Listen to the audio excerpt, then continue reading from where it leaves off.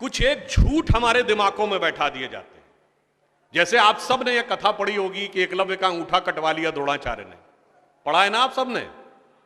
पर यह बताइए कितनों ने महाभारत में स्वयं पढ़ा है? मेरे विचार से हम में से किसी ने भी कभी महाभारत में वह प्रसंग पढ़ा ही नहीं होगा एकलव्य वाला। और अगर हम यह भी विनम्रता से पूछे कि महाभारत के कौन से चैप्टर में है, तो भी शायद हम में से किसी को ध्यान नहीं होगा कि महाभारत के वन पर्व में एकलव्य का उल्लेख है। मगर देखिए मार्क्स और मैकाले का प्रभाव कि हमारे दिमागों में ऐसा भरा हुआ है कि हम ग्लानि से आबद्ध हैं बगैर पढ़े हुए। अब मैं आपसे कहूंगा, जाइएगा, जाकर पढ़िएगा। अवेलेबल हो तो इंटरनेट पे जाके सर्च कर लीजिएगा, ना हो तो जो महाभारत सीरियल आया था उसका एपिसोड जाके यूट्यूब पे देख लीजिएगा।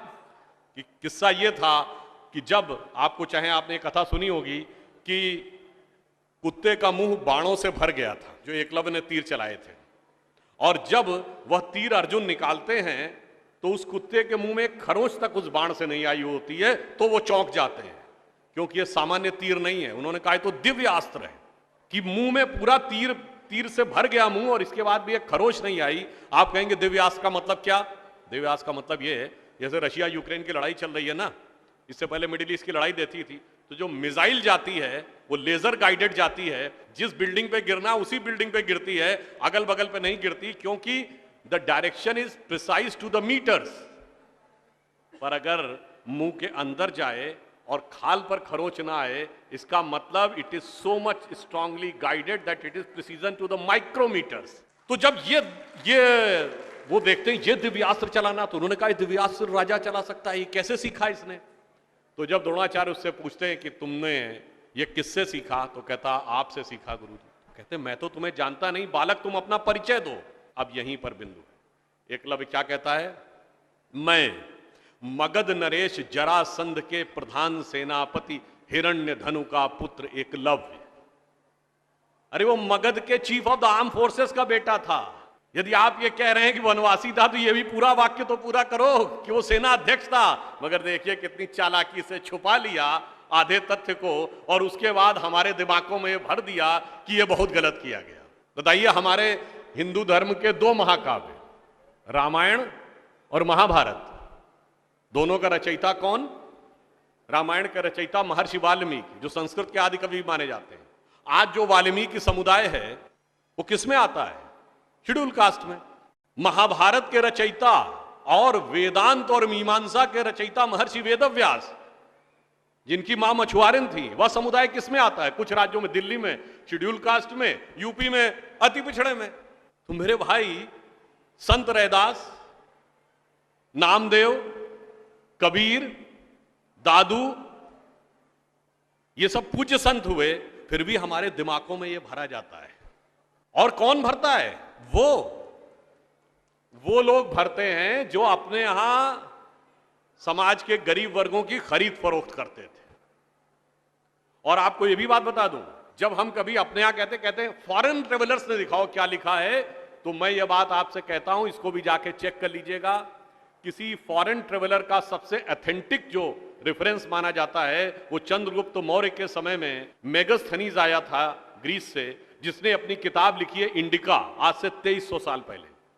वो इंडिका किताब आज उपलब्ध नहीं है, मगर उसके उद्धरण तमाम जगहों पे हैं, तो प्रूवन है किताब थी। उसने भारतीय समाज में व्यवस्था का वर्णन करते हुए लिखा है कि यहां पर 7 जातियां हैं, मगर महत्वपूर्ण बात यह है यहां इतनी समरसता, इतना सामंजस्य है कि यूनान के समाज के समान यहां कोई समाज का ऐसा वर्ग नहीं है जिसके साथ शोषण या भेदभाव किया जाता हो। ये एक विदेशी लिख रहा है। और मैं एक और बात आपसे बताना चाहता हूं, बहुतों को नहीं पता होगा, गांव में पंचायत होती है ना, ये पंचायत में 5 की संख्या कहां से आती? ये 4 या 6 क्यों नहीं?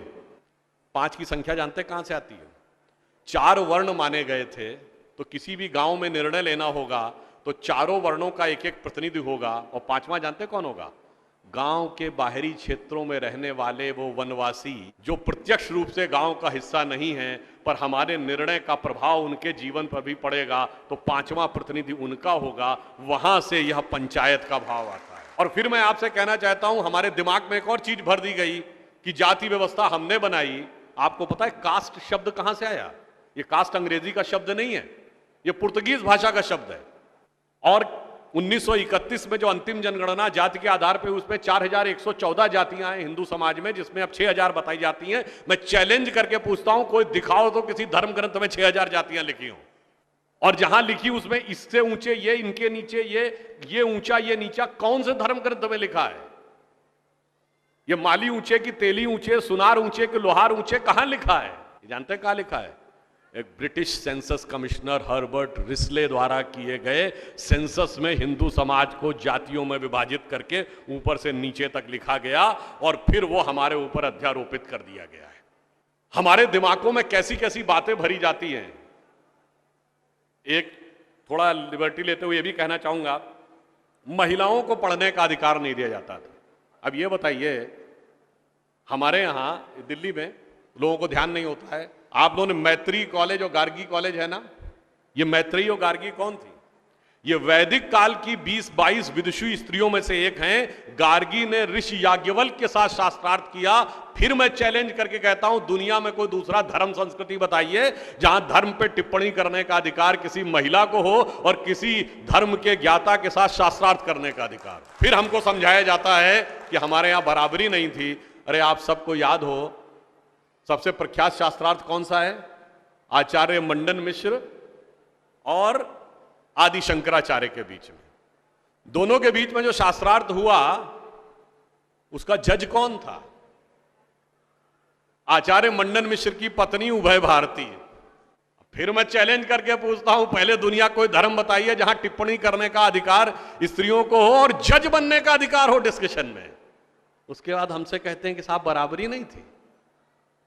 इसलिए मैं कहना चाहता हूं कि हमारे यहां तो समाज में जिस प्रकार से एकाकार करके सबको साथ में लिया जाता था, बराबरी का तो आलम यह था, बराबरी नहीं थी, यह सच है। हमारे यहां बराबरी नहीं थी, हमारे यहां मातृशक्ति को पहले रखा जाता था। इसीलिए हम क्या बोलते हैं? सीताराम, सीता पहले राम बाद में।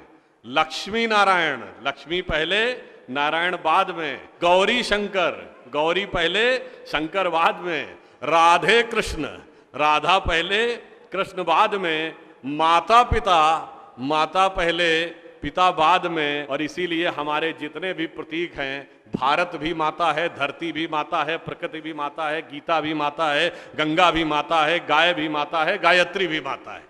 और ये केवल कोई आध्यात्मिक धार्मिक बात नहीं है। वर्ल्ड की डॉक्यूमेंटेड हिस्ट्री में अगर पहली बार कोई वुमेन रूलर रही है तो गुप्त वंश के समय में 4वीं शताब्दी में प्रभावती गुप्त ने शासन किया है। उसके बाद अहिल्याबाई होलकर, रानी दुर्गावती, रानी झांसी, वो सब तो आपने बहुत सुना होगा। अब वो लोग आके हमको समझाते हैं कि बराबरी नहीं